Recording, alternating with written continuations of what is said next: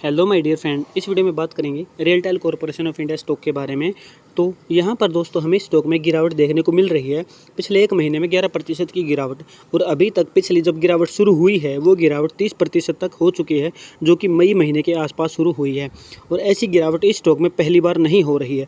ये गिरावटें इस स्टॉक में पहले भी कई बार हो चुके हैं, और गिरावटें 50% 40% तक की गिरावट भी स्टॉक में पहले हुई है। तो अभी बात करेंगे प्रेजेंट के बारे में। प्रेजेंट क्या है, क्या कहता है। तो 52 वीक का लो 202, 52 वीक का हाई 617, यानी कि स्टॉक काफ़ी हद तक करेक्ट हो चुका है, यानी कि एंट्री की टाइम तो आसपास आ गया है। अब बात करते हैं इसके फंडामेंटल की। तो फंडामेंटल में आप देखोगे 14,000 करोड़ का मार्केट कैप। कंपनी के बारे में न्यूज़ भी आगे चल के जानेंगे। फंडामेंटल में मार्केट कैप 14,221 करोड़ का है। रिटर्न ऑन इक्विटी 13% की है। तो यहाँ से हमें समझ में आ रहा है रिटर्न ऑन इक्विटी, यानी कि कंपनी की जो इक्विटी है उसके ऊपर ये 13% रिटर्न निकाल रहा है। फंडामेंटली जो स्ट्रॉन्ग स्टॉक होते हैं उसमें अगर 15% या 20% के आसपास अगर रिटर्न ऑन इक्विटी रहती है तो उस स्टॉक को फंडामेंटली स्ट्रॉन्ग स्टॉक कहा जाता है। तो यहाँ से हमें चीज़ समझ में आ रही है कि फंडामेंटली कहीं ना कहीं स्टॉक थोड़ा कमज़ोर है। उसके बाद हमें कंपनी के ऊपर डेब्ट भी दिख रहा है, कंपनी के ऊपर थोड़ा कर्ज भी है। यानी कि अभी अगर आप प्रेजेंट में बात करोगे तो लॉन्ग टर्म का नहीं सोच सकते, शॉर्ट टर्म में आप इस स्टॉक में अच्छे रिटर्न निकाल सकते हैं। क्योंकि जैसा कि मैंने आपको अभी बताया कि इस स्टॉक में बार बार पहले भी ये गिरावटें हुई हैं जो आपको यहाँ पे देखने को मिल रही है। अगर आप 10 साल 15 साल के लिए जाते हैं तो फिर इस स्टॉक में ये सोचने की ज़रूरत ही नहीं पड़ेगी कि कहाँ पे एंट्री सही है, कहाँ पे एंट्री गलत है। क्योंकि 5 साल में 297% और एक ऑल में यहाँ पे 306% का रिटर्न हमें यहाँ पे दिख रहा है। अब बात करते हैं फंडामेंटल डाटा की। तो फंडामेंटल डाटा की बात करने से पहले एक चीज़ और यहाँ पर देख लेते हैं कि इंडस्ट्री PE 160 है और PE रेशियो जो 55 है, यानी कि स्टॉक अंडर वैल्यू अभी यहाँ पे चल रहा है। ठीक है। अगर फंडामेंटल डाटा फाइनेंशियल्स की बात करेंगे तो आप देखोगे तो रेवेन्यू जो है क्वार्टरली बेसिस पे ईयर ऑन ईयर पे आपको बढ़ता दिख रहा है। वहीं पर प्रॉफिट देखोगे तो प्रॉफिट में भी हमें यहाँ पर गेन दिख रहा है। तो दोनों चीज़ें रेवेन्यू और प्रॉफिट हमें बढ़त दिख रही है, यानी कि यहाँ से एक पॉजिटिव सेंटिमेंट हमारा बन जाता है। अब बात करते हैं यहाँ पर होल्डिंग, यानी कि जो शेयर होल्डर है प्रोमोटर 72%, जो कि मार्च में भी सेम था, जून में भी सेम था। लेकिन ईयर ऑन ईयर बेस पे आप देखोगे तो इंस्टीट्यूशंस आपको बढ़ते दिखेंगे। यानी कि जून 2023 में आप देखोगे तो FII और म्यूचुअल फंड 1.12 और 1.31 है। वहीं पर अगर आप जून 2024 में देखोगे दोनों 2% से ऊपर चले गए। लेकिन रिटेल इन्वेस्टर एक साल में पिछले कम हुआ है।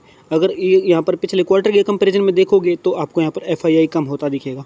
ठीक है। अब बात करते हैं न्यूज़ के ऊपर। न्यूज़ क्या कहती है। तो यहाँ पे आपके सामने जो न्यूज़ है दोस्तों वो क्या है कि RailTel corporation back order 134 crore, उसके बाद 156 करोड़, ये दोनों एक ही न्यूज़ हैं। ठीक है। उसके बाद 156 करोड़ का ये कुछ प्रोजेक्ट हैं महाराष्ट्र गवर्नमेंट, ये न्यूज़ एक ही है, तीनों न्यूज़। ठीक है दोस्तों। तो यहाँ पे 134 और ये 155, यानी कि प्रोजेक्ट तो कंपनी को मिल रहे हैं, फिर प्राइस ऊपर क्यों नहीं जा रहा है। तो इसके पीछे कहीं ना कहीं इंस्टीट्यूशंस का भी गेम हो सकता है, उसको टेक्निकली हम समझ लेते हैं। तो यहाँ पे आप देखोगे तो स्टॉक के प्राइस में जो है वो गिरावट चल रही है। गिरावट यहाँ पर पहली बार नहीं हुई है, जैसा मैंने आपको पहले बताया यही गिरावट यहाँ पे भी हुई है। उसके बाद अगर आप देखोगे तो ये गिरावट आपको स्टॉक के लिस्ट होने के बाद भी दिख रही है। स्टॉक के लिस्ट होने के बाद लगभग 54% की गिरावट यहाँ पर हुई है। तो बात करते हैं प्रेजेंट में क्या। तो एक ट्रेंड लाइन यहाँ पे मैंने ड्रा की है जिसको आप देख सकते हैं, लेकिन यहाँ पे ब्रेकआउट आने वाला है। कैसे ब्रेकआउट आएगा, किस बेस पे आएगा, तो आप यहाँ पर जब इसको डेली टाइम फ्रेम के अकॉर्डिंग कन्वर्ट कर दोगे तो आपको सिर्फ इस डॉटेड लाइन को देखना है बारीकी से। ठीक है। तो डॉटेड लाइन इनकी करंट मार्केट जब क्लोज हुई है तो वहाँ पे आप इस चीज़ को देखोगे तो सेम चीज़ यहाँ पे भी हमें दिख रहा है, रजिस्टेंस, ये भी यहाँ पर भी रजिस्टेंस दिख रहा है, और उसके बाद आपको यहाँ पर भी ये प्राइस रजिस्ट होता दिख रहा है। यानी कि जब प्राइस इसको रजिस्ट कर रहा है उसके बाद इसको एक बड़ी कैंडल यहाँ पे ब्रेकआउट दिया, इंस्टीट्यूशंस की कैंडल है, उसके बाद यहाँ से एक रिट्रेस होना ज़रूरी था। यानी कि पहली कैंडल अगर ब्रेकआउट देती है और लेकिन उसमें आपको यहाँ पे विक दिख रही है दोस्तों, जो विक है वो ऊपर की तरफ है, यानी कि ब्रेकआउट के बाद जो सेलर है वो एक्टिव हो गए थे, यानी कि प्राइस नीचे जाएगा ही जाएगा। यानी कि सेकंड कैंडल की क्लोजिंग इसके ऊपर मिलनी ज़रूरी थी, तब हमारा यहाँ पर सिक्योर एंट्री बनती। वही चीज़ आपको यहाँ पर भी देखनी है। अभी क्या आपने को दिख रहा है कि सबसे पहली अच्छी बात, मार्केट का जो प्राइस है मूविंग एवरेज 100 के नीचे चला गया है।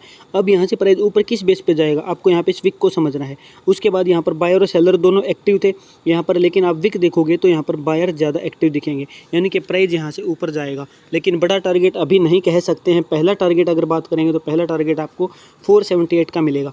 आप यहाँ पर पिवट इंडिकेटर भी यूज़ कर सकते हैं। पिवट इंडिकेटर में आपको दिख रहा है कि प्राइस S1 पे यहाँ पे आ गया, यानी कि सपोर्ट पॉइंट पे आ गया है। तो पहला टारगेट 472 अभी बताया, उसके बाद 505, उसके बाद 549, ये टारगेट आपको मिल सकते हैं। मुझे उम्मीद है वीडियो आपको पसंद आई है।